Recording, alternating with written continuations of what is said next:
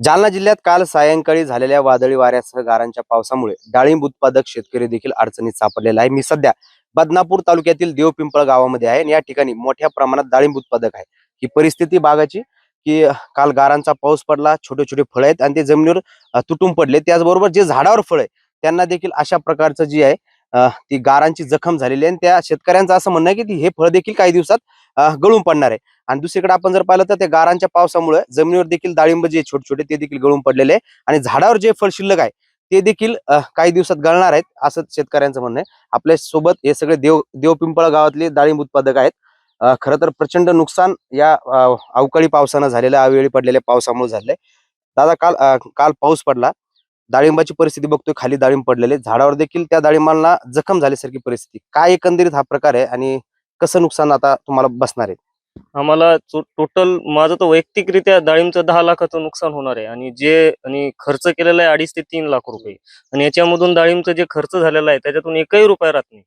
आणि जो खर्च म्हणजे जे फळ राहिलेलं आहे वरती राहिलेलं आहे ते पूर्ण गळलेलं आहे. म्हणजे थोडीफार कळी होती ती पण पूर्ण गळून गेली खाली, काहीच नाही राहिलं झाडावर. आता ह्या झाडावर जे फळ आहे, या फळाला गाराचा मार लागला, ते फळ काय, त्याची काय परिस्थिती असणार? आणि आता ते एक 8 दिवसामध्ये ते पण खाली फळ येणार, खाली गळून जाणार, ते खराब होणार. कारण की इतका मार होता, गार एवढी लागत होती त्याला की प्रचंड. आता सध्या त्याला डाग पडलेत काळे. नुकसान होणार. हो, ते पूर्ण खाली गळणार. अजून काही शेतकरी? दादा, तुमच्या गावामध्ये मोठ्या प्रमाणात डाळिंब उत्पादक आहे, तर किती नुकसान झालंय आणि अजून कोणकोणत्या पिकाचं नुकसान झालं? आमच्या गावामध्ये डाळिंबासोबत कांदा असेल, बाजरी, ज्वारी, गहू जे उभं होते पिकं ते पूर्णपणे झोपले गेलेले. म्हणजे त्यांचं आता 100% नुकसान म्हणजे नुकसानच झालेलं आहे. कालच्या झालेल्या पावसामुळे म्हणजे डाळिंब शेतकऱ्यासगळं तर इतकं 100% नुकसान झालेलंच आहेच. पण बाकीचे कांदा पीक होता किंवा गहू होता, बाजरी होती, त्यांचं तर काहीच नाही राहिलेलं.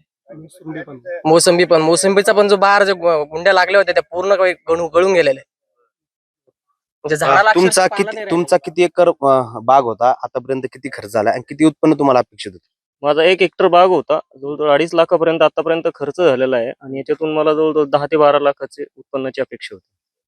नक्कीच आपण देवपिंपळगाव शिवारामध्ये आहे आणि ह्या बागाची जशी डाळिंब बागाची परिस्थिती, तशी या गावातील सगळ्याच बागांची परिस्थिती आहे. अनेक बागांमध्ये खाली डाळिंबाचा सडा पडलेला आपल्याला पाहायला मिळतो. त्याचबरोबर झाडावर जे फळ आहेत छोटे छोटे, त्यांना देखील गाराच्या जखमा झाल्यामुळे ते देखील फळ 8 दिवसात गळेल अशा प्रकारचं शेतकऱ्यांचं म्हणणं आहे. त्यामुळं जालना जिल्ह्यातील डाळिंब उत्पादक शेतकरी देखील या अवेळी पावसामुळे हवालदिल झालेला आहे आणि पुन्हा एकदा अडचणीत सापडलेला आपल्याला पाहायला मिळतोय.